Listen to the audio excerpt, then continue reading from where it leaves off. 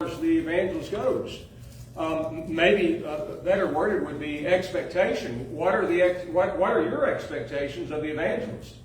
And your expectations cannot supersede what is written in the Word of God. So it's a productive study from that perspective, in that you can see what your realistic or factual expectations of the evangelist should be.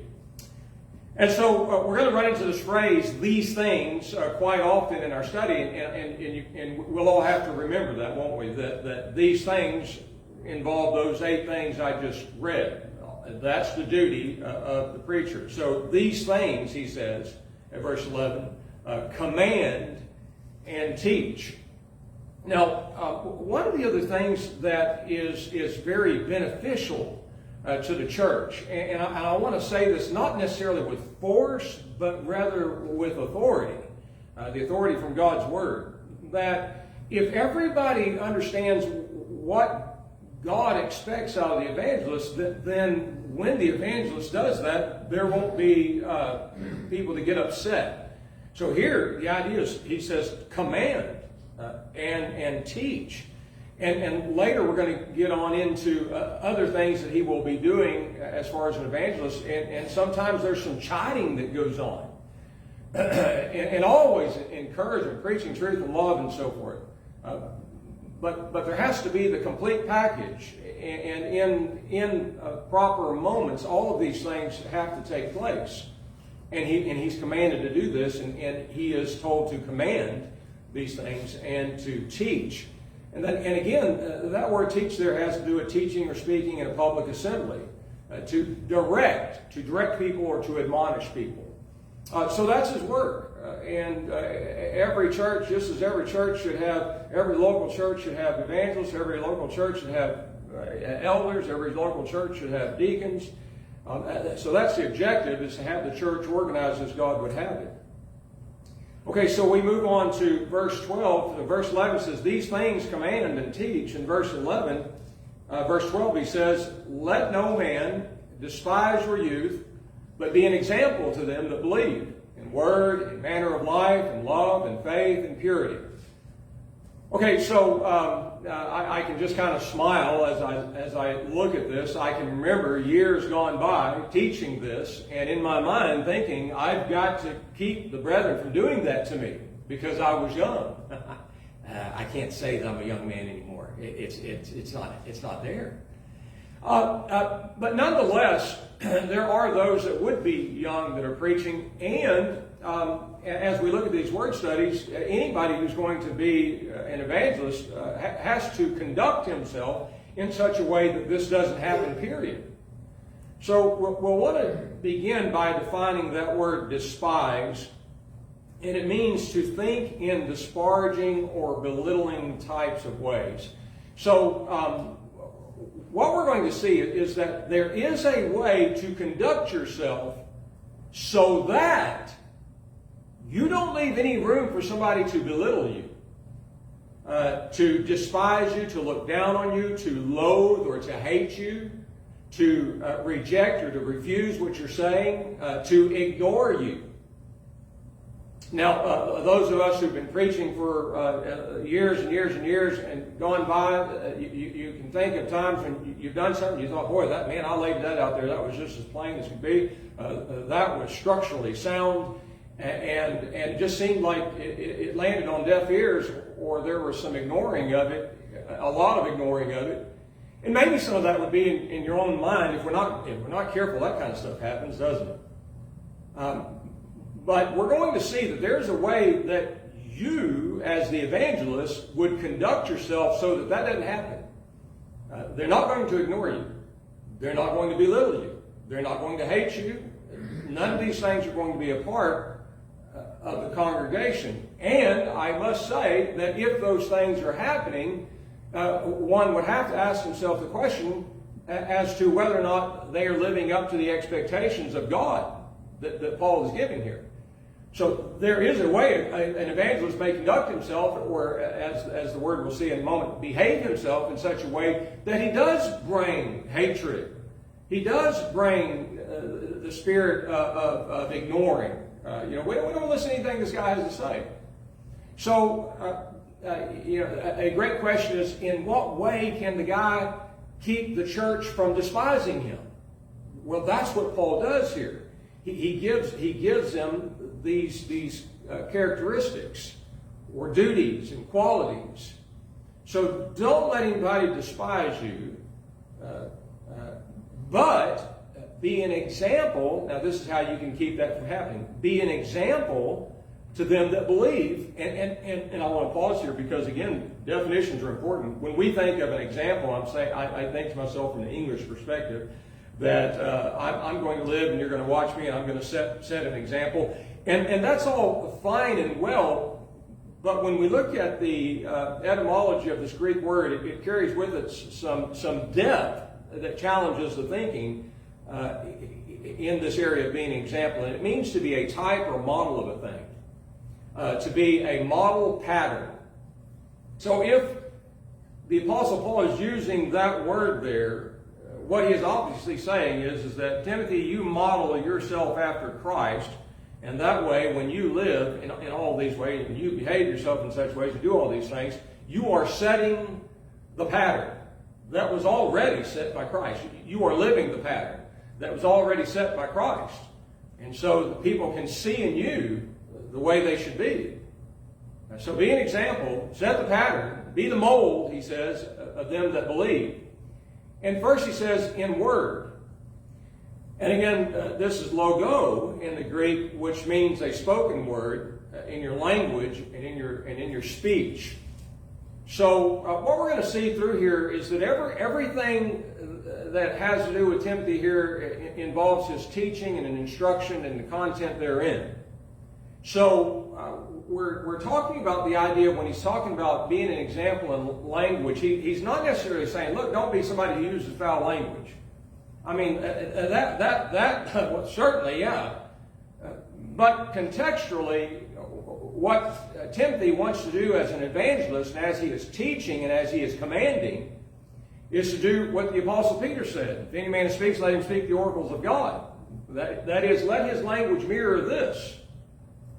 So we've already seen it in the epistle, and it is a major cause for Paul leaving Timothy in Ephesus. And that major cause was that there were those who were teaching things they ought not in relationship to things that people should eat or not eat, do, not do, and all these kind of things. So a great problem, as we already said in our studies, but a great problem in the church, the early church, was people trying to enforce things on other people that God didn't enforce.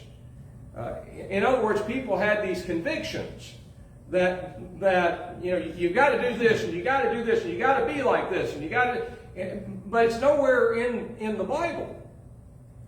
And so that problem persists today.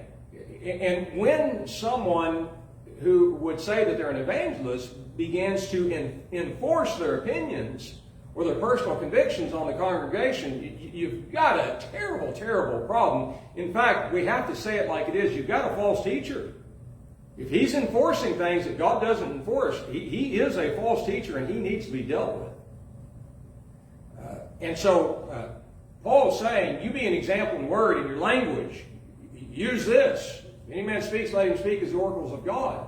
So the language, and again, I just give you an example. So when we speak of being saved by grace, saved by faith, you see, that's language. And that language has to be used properly, or else everybody's confused and they continue to speak no different than any of the denominations out there. We are saved by faith. We've already looked at that. We are saved by grace. But that's Bible language, and it's the responsibility of the evangelist to teach that properly. Next, he says that you be an example and manner of life, and that's the idea of your behavior. So the evangelist is going to be one who is honorable, a man of integrity, a man of virtue, a man who lives what he preaches, as opposed to not living what he preaches.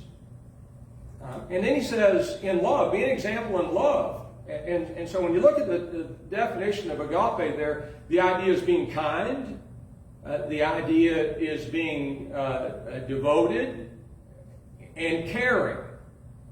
So, again, these are characteristics that would certainly define Christ. And then he says, be an example in faith. Now, this is interesting because it's the idea of belief and honesty, goodness, integrity, being reliable or truthfulness. So it carries with it the idea of belief, but it also carries with it the idea of having integrity. And all of that comes back to this. So if what I say about this Bible is not what the Bible is saying, does that make me honorable? No, it doesn't. It makes me a lazy sloth that won't take the time to look and see what these words mean. And all I'm doing is damaging you. The more and more I talk, the more and more I damage you. And that's an awful thing. Mickey Galloway, the guy that we're going to be coming for a meeting, he told me years ago, he was the first guy that I had ever participated in a gospel meeting with as far as when I was a preacher. And I remember being so nervous. But Mickey and I were talking, and he said something to me that really stuck with me. He said, John, you got to be careful. The Lord's church got to be careful with who they have coming for a meeting. He says, through years, what I have found, and this is on recording, what I have found is that you may find yourself undoing a lot of what some guy came in and did, and that's not good. And I remember hearing him say that, and I thought, and as the years went by and things were happening, I understood what he was saying. Yeah, it's not good. So somebody gets up here and starts mangling the text and saying, we had a guy that held a meeting for us one time, and I call it a soapbox preaching. The entire gospel meeting was a soapboxing event. I was so frustrated by the end of that thing, I just didn't want to see that guy ever again. He screamed and hollered at us for a week. I'd never been screamed at like that my entire life. And I get loud too, but it was all opinions. It was just awful. But we don't want to be like that. We want to set the example in faith. And then lastly is the idea of purity, which I find this highly fascinating. Does everybody have the word purity there? Be an example in purity there, verse 12, the last word in the verse. Mine says purity. But the idea is chastity.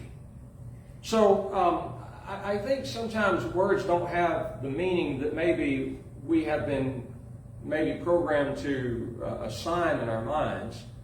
And Casey and I had a good talk about this earlier today. But this word literally has to do with one's sexual purity. So you take a step back from this and say, okay, if you're a single man, then you do not involve yourself in fornication. If you're a married man, you do not involve yourself in adultery. Now we step back from all of these things, and I'll ask you the question: how is it that someone could be despised, or how is it that an evangelist could lose his influence? Do you think an evangelist could lose his influence by going off and having an extramarital affair? You think that's going to help in his delivering and teaching the gospel of Jesus Christ in the congregation? Oh, that's going to do immeasurable damage. And it happens. You know it as well as I do. Probably every last one of us say, well, I remember years ago, brother so-and-so, he was preaching at this place, and he got himself involved in that stuff. Well, this is awful. This is not good. But the same can be said of every one of those things. If the evangelist is not behaving himself, if the evangelist is not speaking the language of the Bible, if the evangelist doesn't have love, he's not setting a good example at all. And again, this is not good. He's not going to be very well received, is he? All right, any thoughts on that? I think that, boy, we could probably talk a long time about all that. Okay, now, verse 13, he says, till I come.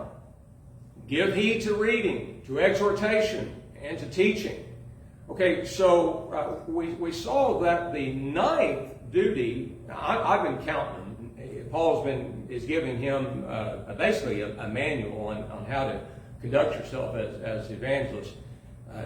So the previous one is being an example in all those areas. And now he tells him, again, what more of his duties is. He says, give heed, and that is to apply the mind to, attend to it. And in a few moments, we're going to see that he says, give yourself wholly to these things. W-H-O-L-L-Y. Till I come, give heed, apply the mind to this, attend to it, to reading. Now, again, this is where definitions, defining words is very important, because we could easily just read through this passage and everybody knows what we're talking about. Let's go on to the next verse. Or we could say, well, what is he saying here?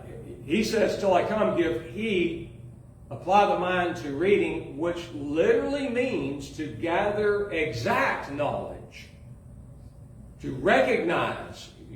Here's an individual who is applying the mind to recognizing the language of the Bible, to discernment, and to gathering this exact knowledge. Now, I just find it highly fascinating that the Greek word literally means to gather exact knowledge.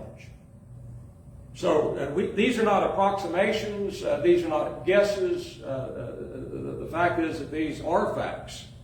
And so each verse in its setting is just a beautiful piece of information.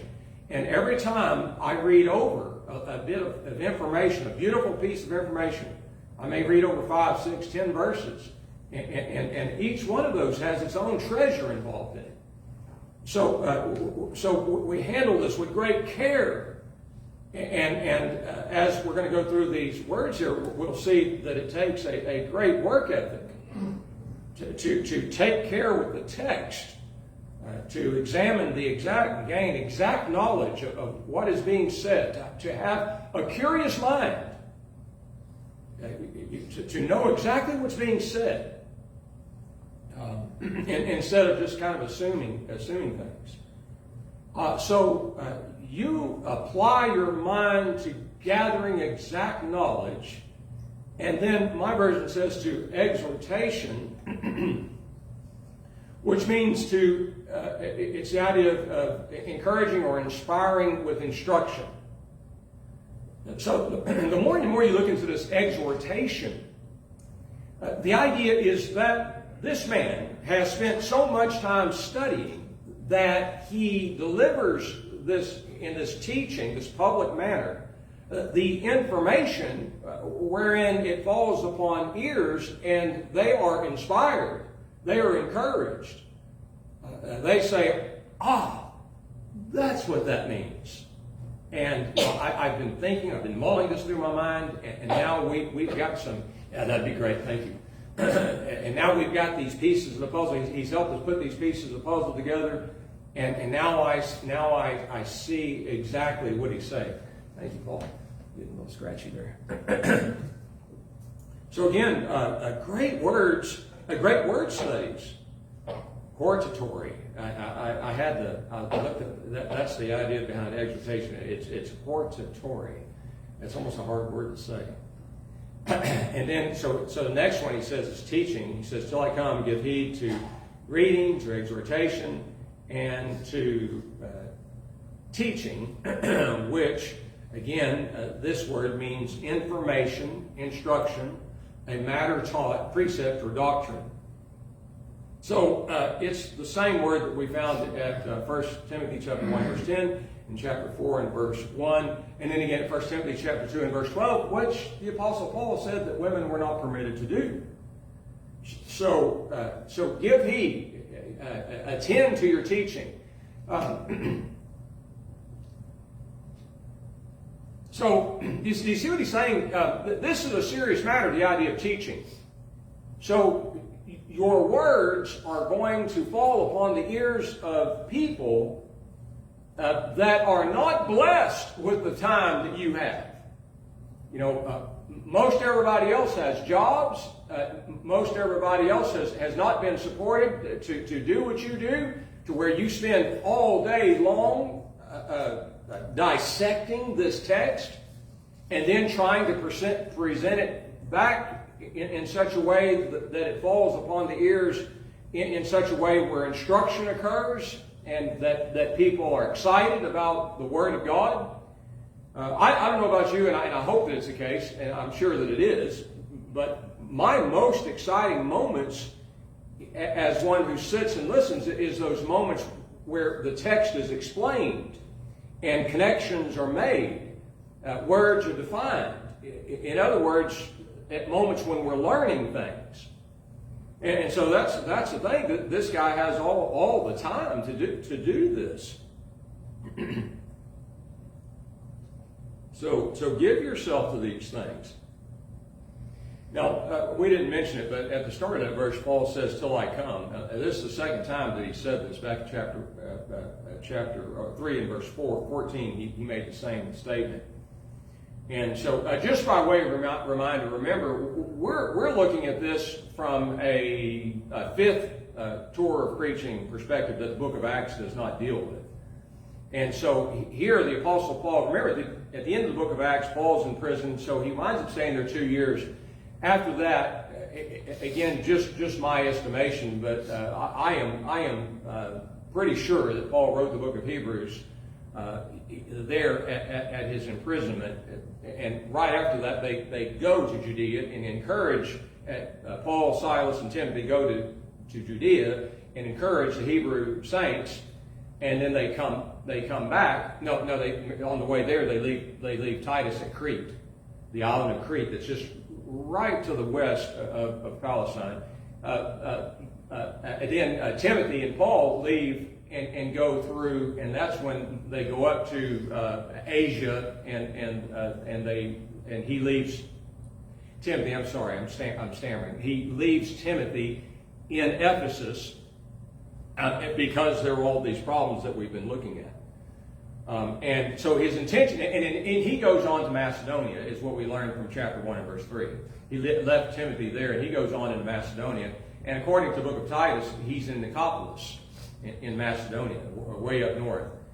And from all of our studies, we move on into 2 Timothy, and it becomes apparent he never got to make it back. He never made it back to Timothy. He died. He was killed there in Rome.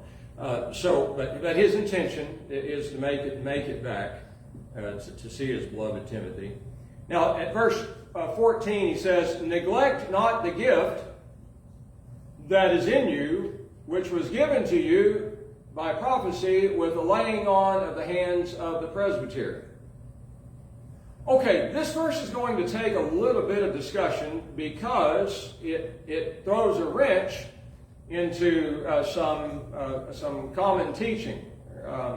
If I asked you who had the ability to lay hands on others to give them spiritual gifts, what would you say? Who did that?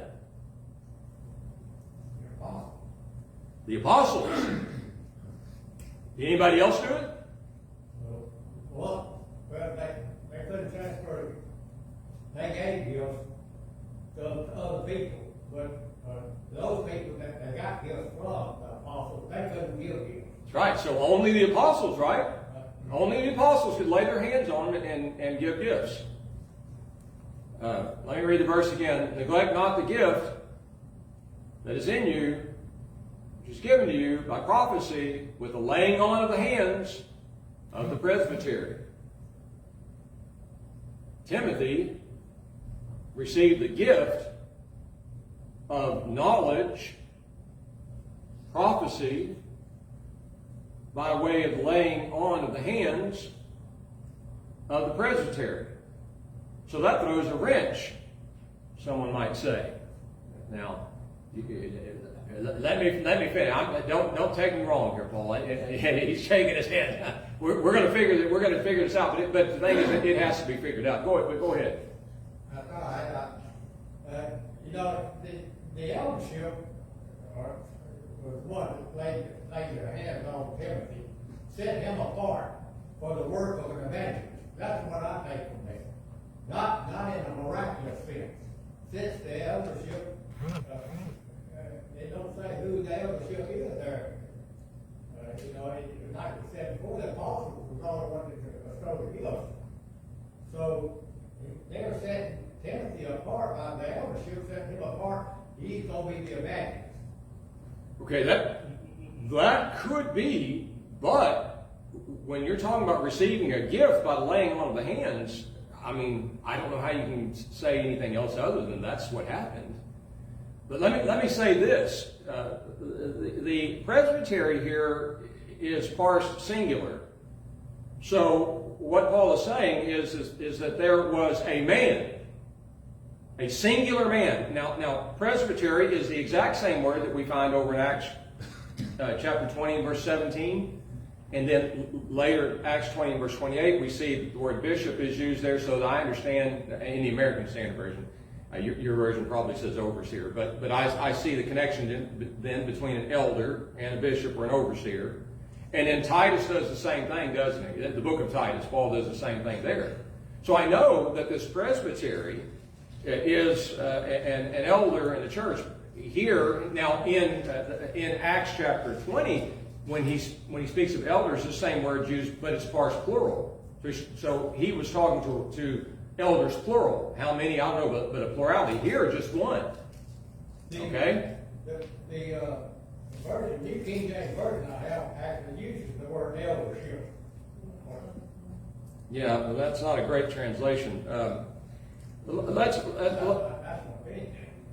Well, it's not an opinion. As far as the Greek word goes, it's parsed singular. So eldership would infer many men. That doesn't mean. But let me finish these thoughts, and I think that you're going to say, okay, I got it. So it presents somewhat of a dilemma, and as I've said so many times before, all you have to do is keep reading, right? So I've run across something that I don't quite grasp, and it seems like it's contradicting some other things that I know to be true. How could this be so? But you got to keep reading. So at 2 Timothy chapter 1 and verse 6, the Apostle Paul's writing here to Timothy. He says, "For which cause I put you in remembrance, that you stir up the gift of God which is in you through the laying on of whose hands?" Paul's hands. Paul's hands. So what do you deduce from 2 Timothy 1 verse 6, now going back over here? A presbytery, a elder, a singular man laid his hands upon you, and you were given this gift. I laid my hands upon you, Paul says, and gave you this gift. Paul is a what? Presbyter. He's an elder. So I find it highly fascinating, highly instructive, and it stays consistent with what we know to be the truth. Like Paul said, it was only the apostles that could do that. Was Paul an apostle? Absolutely. So again, very fascinating, I think. But let's see. Well, Paul was an apostle. What congregation was he the elder in? I don't know. He didn't say. Well, that's what I'm saying. This condition says the eldership of the congregation evidently has set Timothy apart to do the work of an evangelist.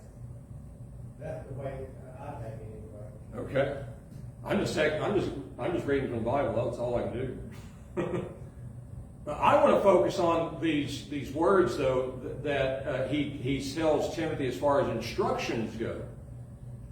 Neglect, he says, not the gift. All right, you've got a gift, and it was given to you by laying on of the hands. Okay? Now he says that word neglect means to overlook the details or to be careless. Now, again, this is highly fascinating because we're thinking about the context that this is written in and all the duties of the evangelist. So in order for Timothy to not have somebody despise him, to ignore what he's saying, he's going to do what? He's going to study, which tells me a whole lot about how this worked in the Old Testament. I mean, in the early church, that when these people received this miraculous knowledge, did that mean they were done in life? I've got knowledge, and that's it. Obviously, they had to keep working it, attend to it, as he used the saying. And here he says, don't overlook the details or to be careless. Well, let's talk. Give me an example. Let's just all. The best thing to do is just talk as far as the class goes. In what way could the evangelist be careless or overlook the details as he's teaching the Word of God? What would that look like? So I don't want to be guilty of that. I didn't know what that looks like. In what way could I be guilty of overlooking the details or being careless with this as I'm teaching? What are your thoughts? Would you say that again, please? Okay, so as far as an example, what does this look like? So the command is to not neglect the gift.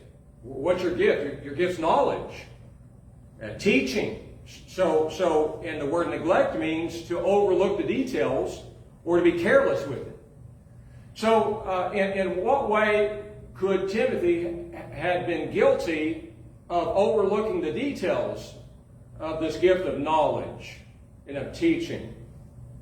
How can he be careless with this? All I'm doing is doing context here. He preach his own opinion. Preach his own opinion, and that's going to display a very careless approach. He cannot give himself to reading to understand deeper, so that he could clearly teach what Christ taught. And maybe I'd add to it language. Remember the previous. Let's say he's not using the language of this book. You see, that's overlooking the details. What are the details? The details is what this word neglect means. That's an example. That's a detail. And I know that years ago somebody we were studying the book of Jeremiah and said, "Well, we're going to be in the book of Jeremiah." And I'm not. I know I did Jeremiah here, but it was a long time ago at another church. But a guy came and said, "Well, we're going to be in Jeremiah for the rest of our lives." My reply is, "Well, what else you guys do? We're here to study the Bible." So I can't overlook the details or be careless with it. So I don't know. To me that says, okay, you got a responsibility. Go ahead, Larry. I'm sorry. Well, if we are commanded or to speak when we speak as the oracles of God, then we have no other choice but to speak as God has instructed. And so, if we are speaking something foreign, then we are being reckless with God's word, and it's not doing us any good, and it's not doing the hearers any good. Yeah, it's going to damage. It damages everybody. And at the end of this, that's what he's going to say. You do what's right, and it's going to benefit you and those who hear.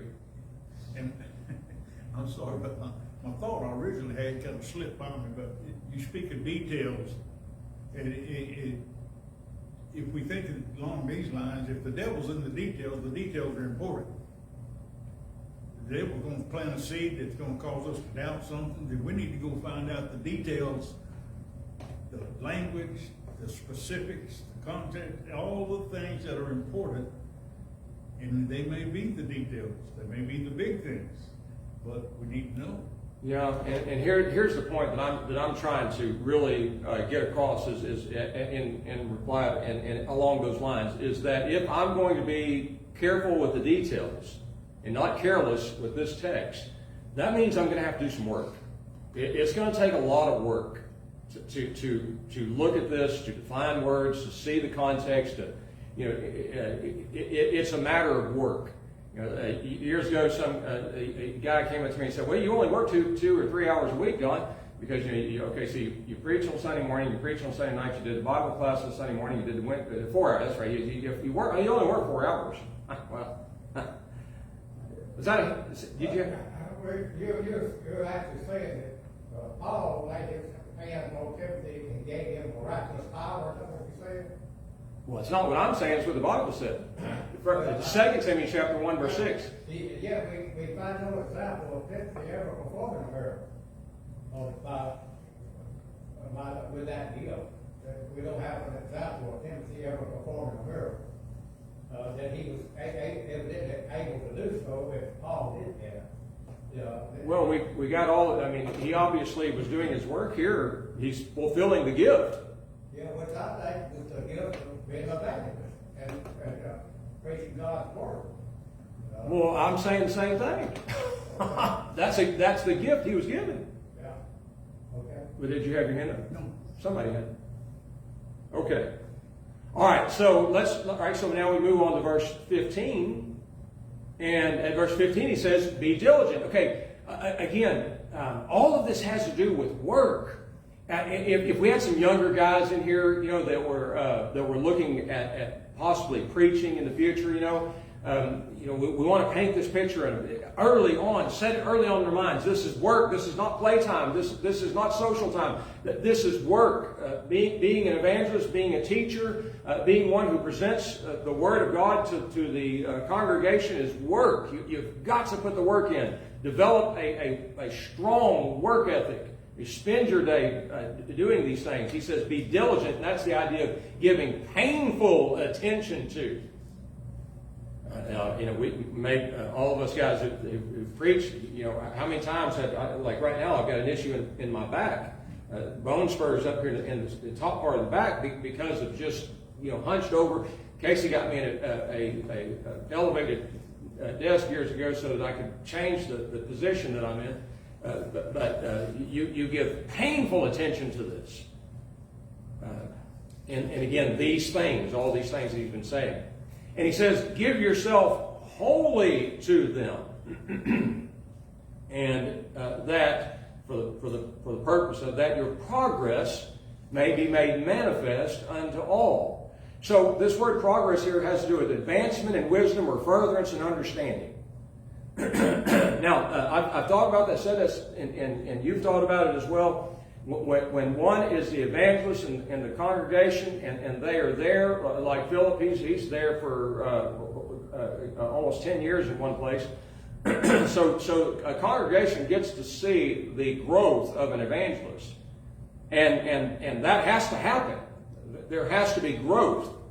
There has to be progress, advancement in wisdom, in understanding, in the furtherance of their and advancement of their knowledge.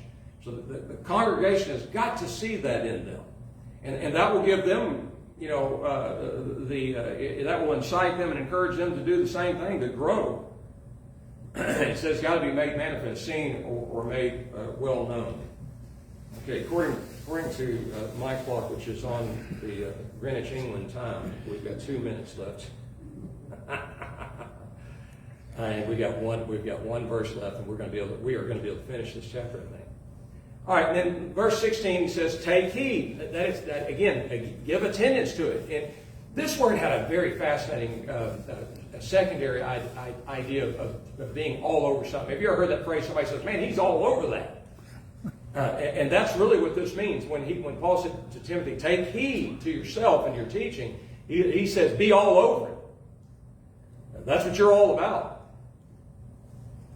And again, this teaching is the idea of distributing information, instruction, things taught, or doctrine. And he says, continue in these things. That is, persist, adhere, embrace these things. For in doing this, you shall save both yourself. And get back to what Larry said a while ago. You do these things, and you'll save both yourself and those that hear you. So that's the objective. Remember, we looked at the end of Colossians chapter 1, and Paul said the objective, the purpose of gospel preaching is to make perfect people, which means holy people, which means that they've achieved the righteousness of God through justification, which is the forgiveness of sins. and that's what being saved is all about. The word saved literally means to be delivered. And we use the English word saved, which throws the denominational world in a chaotic frenzy of liberal, unrealistic thoughts. But if you define the word and use it in the language way that the Bible uses it, it's the idea of being delivered from the bondage of sin. That's what being saved means. Saved is just an English word. And a lot of times I think it's just not a great word to use to explain to someone what's happening when they have been forgiven, when they get forgiven of their sins. You'll save yourself, you'll maintain your holiness, and you'll help others maintain their holiness as well. And one last thing I would say is that What do you say, you know, as you read through all these, you see why it is that the old saying is, as goes the church, so goes, or as goes the preacher, so goes the church. Because the preacher's doing a lot of the instruction.